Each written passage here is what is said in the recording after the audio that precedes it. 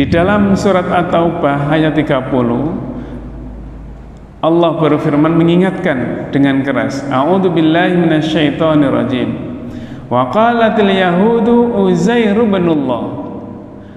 Dan orang-orang Yahudi itu mengatakan bahwa Uzair itu adalah anak Allah. Wa qalatin nasara al-masihu ibnullah.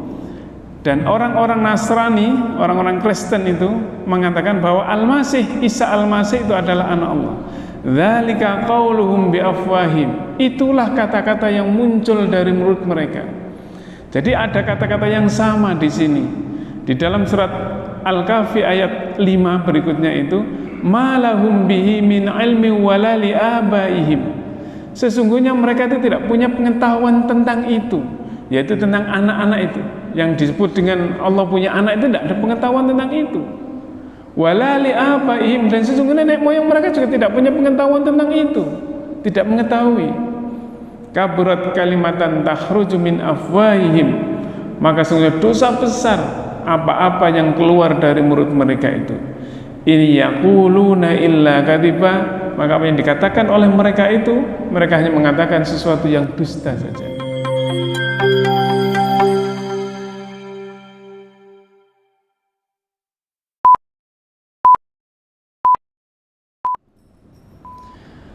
Assalamualaikum warahmatullahi wabarakatuh.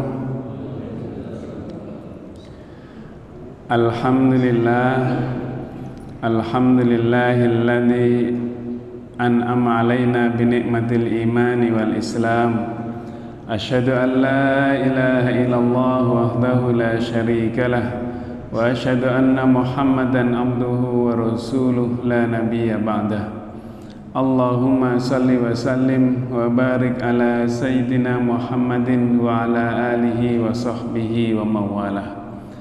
Qala Allah ta'ala fi kitabihil karim, a'udzu billahi minasyaitonir rajim.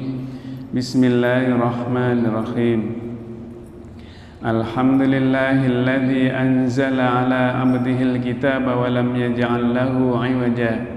Qayyiman lidhundira ba'san syadidan min ladunhu wa yubashshiral mu'minina alladhina ya'maluna as-solihati anna lahum ajran hasana makithina fihi abada wa yundhiral ladhina qalu ittakhadallahu walada ma lahum bihi min ilmin wala li abaihim. Kaburat kalimatan takhruju min afwahihim iyaquluna illa kadhiba. Jamaah salat subuh yang dirahmati Allah, kita bersyukur bisa menjalankan salat subuh, lalu kita bisa meneruskan dengan taklim, mentadabburi 1-2 ayat Al-Quran. Yang ini semoga apa yang kita lakukan dengan semua ini diterima oleh Allah Subhanahu wa ta'ala. Amin ya rabbal alamin. Bapak Ibu jamaah salat subuh yang dirahmati Allah, saya ingin memulai ayat yang keempat dan ayat yang kelima, yaitu yang berbunyi wa yundhiral ladzina qalu ittakhadallahu walada. Jadi kalau sebelumnya Al-Quran itu merupakan peringatan kepada orang-orang yang kufur, orang-orang yang ingkar, dan juga merupakan kabar gembira kepada orang-orang yang beriman dan berbuat baik, maka Al-Quran itu juga merupakan sebagai peringatan. Wa yundhiral ladzina qalu ittakhadallahu walada. Jadi ini merupakan peringatan kepada orang-orang yang mengatakan bahwa Allah itu memiliki anak, bahwa Allah itu beranak, begitu. Ini peringatan. Jadi ini adalah sebuah peringatan yang menohok langsung kepada 3 golongan. Golongan pertama adalah golongan orang-orang kafir Quraisy. Orang-orang kafir Quraisy itu berkeyakinan bahwa malaikat itu adalah anak perempuan Allah. Yang kedua adalah golongan Yahudi. Yahudi itu menganggap bahwa Allah itu punya anak. Siapa namanya? Anaknya adalah Uzair. Sementara orang Nasrani itu berkeyakinan bahwa Nabiullah Isa itu adalah anak Allah. Nah, tiga kelompok inilah yang bersekongkol untuk menjatuhkan Rasulullah. Seorang pendeta Yahudi mengatakan, coba kamu tanya tentang Ashabul Kahfi kepada Muhammad, lalu kamu tanyakan tentang Zulkarnain, lalu kamu tanyakan juga tentang Ruh. Kalau Muhammad bisa menjawab itu, maka dia berarti seorang nabi. Tetapi kalau dia tidak bisa menjawabnya, berarti Muhammad itu hanya omong kosong saja. Nah, tetapi karena hati mereka yang memang sudah jatahnya ingkar, maka kemudian ketika Allah menurunkan surat Al-Kahfi ini menjawab semua pertanyaan yang disampaikan oleh tiga golongan ini, maka kemudian mereka pun tetap ingkar kepada atas kerasulan dan kenabian Rasulullah Muhammad sallallahu alaihi wasallam. Jadi ini sesungguhnya merupakan tamparan kepada tiga golongan ini. Nah, di dalam surat At-Taubah ayat 30 Allah berfirman mengingatkan dengan keras, A'udzubillahi minasyaitonirrajim. Wa qalatil yahudu Uzair ibnullah. Dan orang-orang Yahudi itu mengatakan bahwa Uzair itu adalah anak Allah. Wa qalatin nasara al-masih ibnullah. Dan orang-orang Nasrani, orang-orang Kristen itu mengatakan bahwa Isa Al-Masih itu adalah anak Allah. Dzalika qauluhum biafwahim. Itulah kata-kata yang muncul dari mulut mereka. Jadi ada kata-kata yang sama di sini. Di dalam surat Al-Kahfi ayat 5 berikutnya itu, malahum bihi min ilmi wala li abaihim. Sesungguhnya mereka itu tidak punya pengetahuan tentang itu, yaitu tentang anak-anak itu. Yang disebut dengan Allah punya anak itu tidak ada pengetahuan tentang itu. Walali abaihim, dan sesungguhnya nenek moyang mereka juga tidak punya pengetahuan tentang itu, tidak mengetahui. Kaburat kalimatan takhruju min afwahihim, maka sesungguhnya dosa besar apa-apa yang keluar dari mulut mereka itu. Ini yaquluna illa kadiba, maka apa yang dikatakan oleh mereka itu, mereka hanya mengatakan sesuatu yang dusta saja. Di dalam surat At-Taubah disebutkan dzalika qauluhum biafwahihim, sama biafwahihim juga. Itulah kata-kata yang muncul dari orang-orang Nasrani dan orang-orang Yahudi.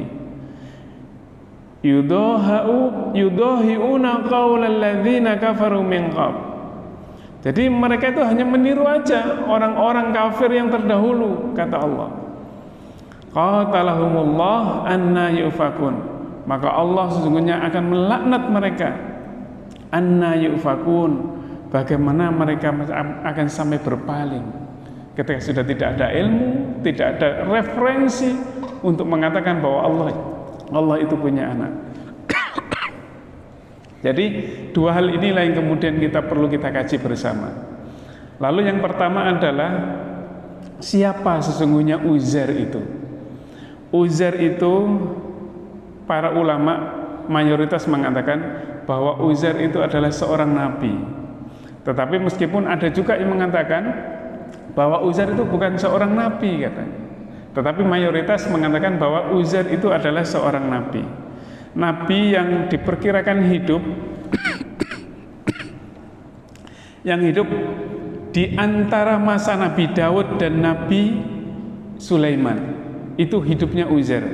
Meskipun ada juga yang mengatakan bahwa Uzair itu hidupnya antara Nabi Zakaria dan Nabi Yahya. Jadi ini agak belakangan menjelang lahirnya Nabi Isa. Tetapi lebih banyak mengatakan Nabi Uzair itu hidup pada masa antara Nabi Daud dengan Nabi Sulaiman. Seorang ulama Indonesia ada yang mengatakan begini, kalau dia seorang nabi, di antara para ulama mengatakan jika seorang Uzair itu seorang nabi, maka apa yang diwahyukan kepada Uzair? Buktinya apa kalau dia seorang nabi? Maka kemudian seorang ulama Indonesia, kita mungkin sering mengenal, yang pernah menjadi imam Masjidil Haram, yaitu Syekh Nawawi Al-Bantani, itu mengungkapkan sebuah riwayat. Jadi riwayat itu, Auhallahu ta'ala ila Uzair an-Nabi. Maka suatu saat Allah itu pernah mewahyukan sesuatu kepada Uzair, kepada Nabi Uzair. Faqala azza wa jalla ya Uzair. Saya bacakan Indonesianya saja nanti biar nggak terlalu lama. Wahai Uzair, jika engkau melakukan dosa kecil, katanya Allah kepada Uzair, maka janganlah engkau melihat kecilnya dosa itu, tetapi lihatlah kepada zat yang engkau durhakai itu. Ini kata-kata luar biasa. Jadi yang sering kalau kita melakukan dosa kecil kan, cuma dosa kecil aja kok. Tapi ini pesan luar biasa bagus. Jangan kamu lihat dosa kecilnya itu, tetapi lihatlah siapa yang engkau durhakai itu. Jika engkau memperoleh sedikit kebaikan, ini pelajaran yang lainnya yang disampaikan kepada Nabi Uzair, maka janganlah engkau melihat kecilnya kebaikan itu, tetapi lihatlah kepada zat yang telah memberikan rezeki itu kepadamu. Jadi kalau misalnya dapat kebaikan yang kecil, jangan kecilnya itu membuat kita tidak bersyukur, tetapi lihatlah siapa yang telah memberikan rezeki, kenikmatan, kebaikan itu kepada kita. Dan selanjutnya kata Syekh Nawawi Al-Bantani itu, jika engkau tertimpa musibah, maka janganlah engkau mengadukan aku kepada makhlukku. Jadi kalau ini kan pelajaran juga bagi kita. Jadi kalau kita itu kadang-kadang kalau mendapatkan musibah, mendapatkan ketidaknyamanan, seperti yang kita bahas pada ayat sebelumnya, maka seringkali kita itu banyak bercerita kepada orang lain, mengeluh, mengadu dan seterusnya. Maka kata Allah, wa idza asabaka bulyatan fala tashkuni ila khalqi kama la ashkuka ila malaikati idza sa'idat ila masawika. Jadi kata Allah, jika engkau mendapatkan ketidaknyamanan, maka jangan engkau adukan aku kepada makhlukmu, jangan engkau ceritakan kepada makhlukku, sebagaimana aku tidak pernah menceritakan kemaksiatanmu, kata Allah, kepada para malaikatku. Ya, inilah salah satu wahyu yang disampaikan Allah kepada Nabi Uzair, yang menjadikan bahwa Uzair itu memang seorang nabi. Syekh Nawawi Al-Bantani kemudian mengutip perkataan Imam Ibnu Uyainah bahwa orang yang mengeluh kepada orang lain, katanya, namun hatinya mampu bersabar dan ridho menerima semua ketetapan Allah, maka orang itu tidak dikatakan berkeluh kesah. Artinya hati kita yang harus tetap sabar, tetap lapang dada, tetap menerima. Itu yang kemudian tidak bisa dikatakan sebagai mengeluh kepada orang lain, masih diterima. Tetapi kalau hatinya sudah tidak sabar, tidak bisa menerima, tidak berlapang dada, sampai kemudian menceritakan kepada orang lain, maka itu berarti bagian dari ketidaksyukuran manusia kepada Allah. Nah, suatu saat, katanya Ibnu Uyainah, suatu saat malaikat Jibril itu pernah bertanya kepada Rasulullah, wahai Rasulullah, apa yang engkau rasakan? Ini ketika Nabi waktu itu sakit menjelang wafatnya. Maka kata Rasulullah, wahai Jibril, aku sedang tertimpa kecemasan dan kesusahan. Ini dasar Ibnu Uyainah mengatakan bahwa sesungguhnya boleh saja orang itu mengeluh, menyampaikan, mengadu, tetapi hatinya harus tetap berlapang dada. Nah, Nabi Uzair itu memiliki kisah yang salah satunya ditulis di dalam Al-Quran, di dalam surat Al-Baqarah ayat 259. Uzair itu suatu saat, ini sebagaimana dikutip, diceritakan oleh Ibnu Katsir dalam kitabnya Qisasul Anbiya, bahwa Uzair itu suatu saat ia melewati Baitul Maqdis. Baitul Maqdis itu kalau sekarang di Palestina sana. Ketika melewati itu, maka Palestina atau Baitul Maqdis itu sedang rata dengan tanah. Maka kemudian Uzair itu mengatakan, sebagaimana dalam surat Al-Baqarah ayat 259, au kalladzi marra ala qaryatin wa hiya khawiyatun ala urushiha. Maka seperti seseorang, nah seseorang ini di dalamnya adalah Nabi Uzair, kisahnya Nabi Uzair yang berjalan di sebuah kota, yaitu kota Baitul Maqdis ini, wa hiya khawiyatun ala urushiha, dan kota itu telah hancur, roboh semua bangunannya. Kalau dalam bahasa kita itu rata dengan tanah. Qala, kemudian si Uzair ini mengatakan, anna yuhyi hadhillah ba'da mautiha. Bagaimana caranya Allah menghidupkan kota yang sudah mati ini, sepi, mati, roboh, rata dengan tanah. Maka kemudian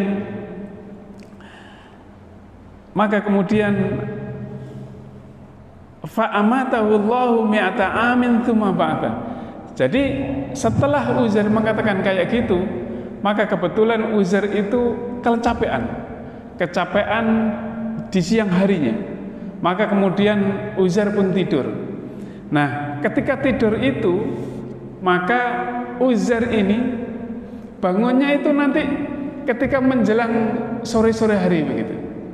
Nah, maka kemudian ketika Allah sudah menidurkan, padahal Uzair ini sudah ditidurkan oleh Allah selama mi'ata amin tsumma ba'atha. Kemudian Allah membangkitkan Uzair ini.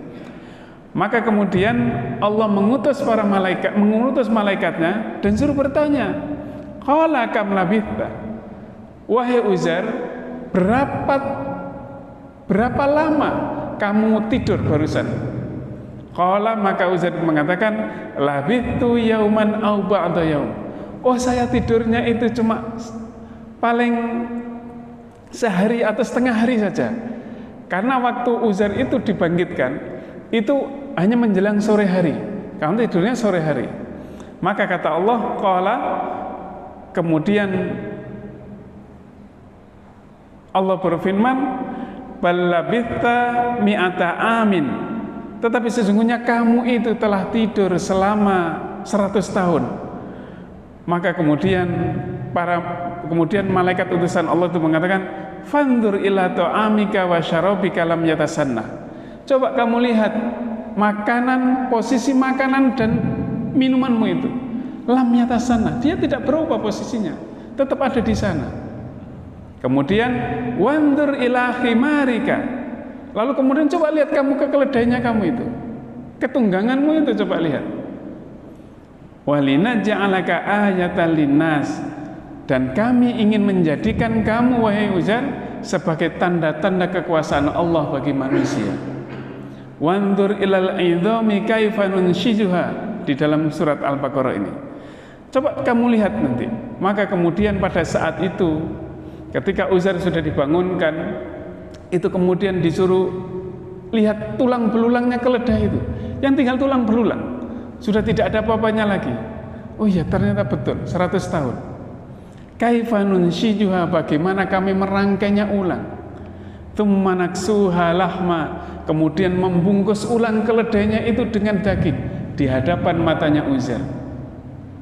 Falamma tabayyana lahu, maka ketika sudah jelas semuanya di hadapan Uzair, qala, maka Uzair berkata, a'lamu annallaha ala kulli syai'in qadir. Maka betul, sesungguhnya Allah itu maha kuasa atas segala sesuatu. Nah, inilah kisah Uzair yang kemudian menjadi tanda-tanda kekuasaan Allah kepada manusia. Nah, Uzair itu nanti ketika sudah selesai dan dibangunkan oleh Allah itu, jadi kalau dalam riwayat Ibnu Katsir, bahwa yang dihidupkan pertama kali oleh Allah kepada Uzair itu pertama kali adalah matanya. Kemudian dia melihat itu. Setelah melihat, berikutnya anggota badannya. Nah, baru setelah itu kemudian baru pertanyaan tadi itu muncul, berapa lama kamu tinggal di sini, berapa lama kamu tertidur, dan seterusnya. Nah, itulah yang kemudian menjadi kisah. Nah, setelah itu kejadian itu, maka Uzair pun telah yakin dengan tanda-tanda kekuasaan Allah itu, maka Uzair pun pulang kampung dengan menaiki keledai yang telah dibangunkan atau yang sudah dihidupkan lagi oleh Allah tadi itu. Maka ketika sudah sampai di kampungnya, ia menyaksikan kampungnya dulu ketika dia tinggal 100 tahun yang lalu tidak ada orangnya, masih sepi. Tetapi 100 tahun kemudian setelah dia bangun tidur itu, ternyata kampungnya sudah banyak orang. sudah banyak penduduknya.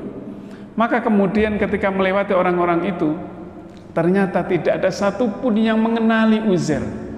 Tidak ada yang kenal. Bahkan Uzair pun bertanya, dan tidak ada yang tahu karena kejadian itu 100 tahun yang lalu.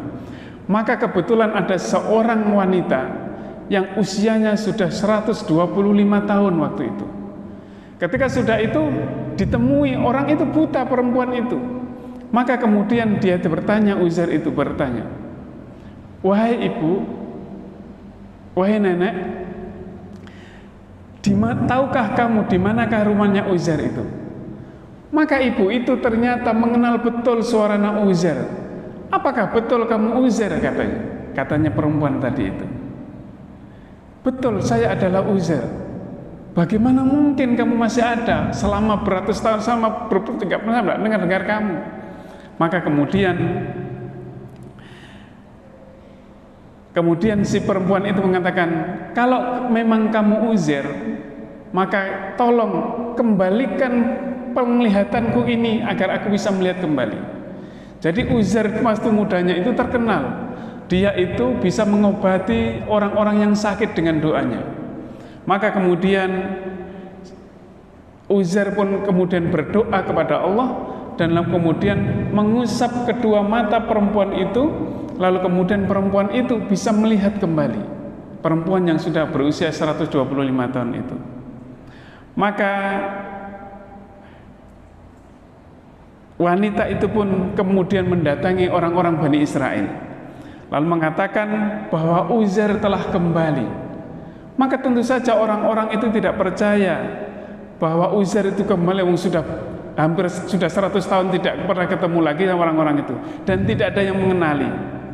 Maka kemudian orang-orang Yahudi saat itu mengatakan, karena kembalinya dan cerita dari apa yang disampaikan oleh si nenek itu, maka kemudian orang-orang Yahudi mengatakan Uzair adalah anak Allah.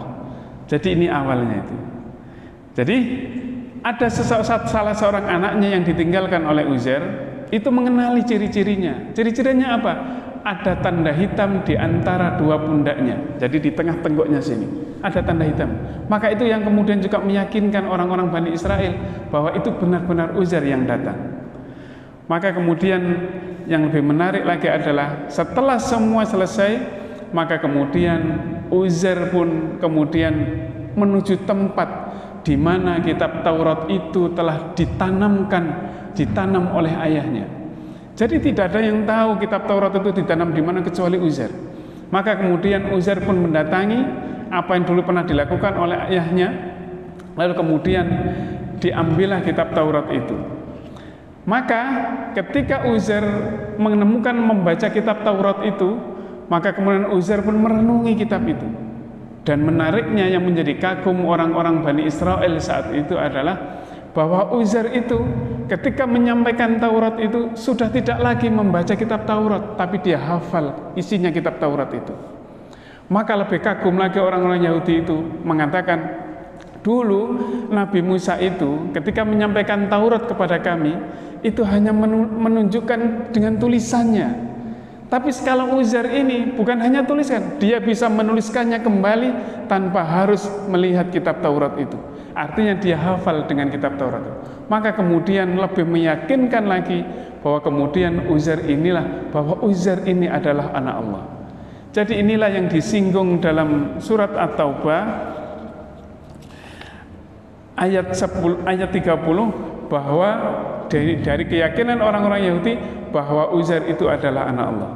Jadi sampai di sini sesungguhnya kita baru kemudian mengatakan bahwa ada keyakinan, orang Yahudi juga meyakini ada anak, bahwa Allah itu memiliki anak yang bernama Uzair itu.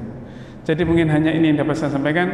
Insya Allah pada minggu depan kita akan mencoba mengkaji bagaimana kok bisanya Nabi Isa alaihissalam itu kemudian disebut sebagai anak Allah oleh orang-orang Nasrani. Kita akan mencoba mengkajinya. Tapi sebelumnya Bapak Ibu jamaah sholat subuh mungkin bisa menggoogling, bisa mencari di Google, tapi lihat sumbernya, jangan sembarangan kalau buka Google itu, karena banyak Jadi hati-hati, takut nanti salah sumber, salah referensi, salah websitenya itu, nanti kita malah bisa tersesat. Mungkin hanya ini yang bisa saya sampaikan. Semoga yang sedikit ini bisa menjadi catatan bagi kita, bisa menjadi pengetahuan bagi kita, dan bisa menguatkan iman kita bahwa Allah itu Maha Esa, tempat bergantung dan tidak pernah punya anak, dan tidak beranak dan tidak diperanakkan. Mungkin hanya ini yang bisa saya sampaikan. Semoga sekali lagi Allah memberkahi hidup kita dan bisa memberikan dalam keseharian kita menjadi lebih baik, dan kita semakin dekat dengan Allah Subhanahu wa taala. Nasrun minallah wa fathun qarib wa basyiril mu'minin.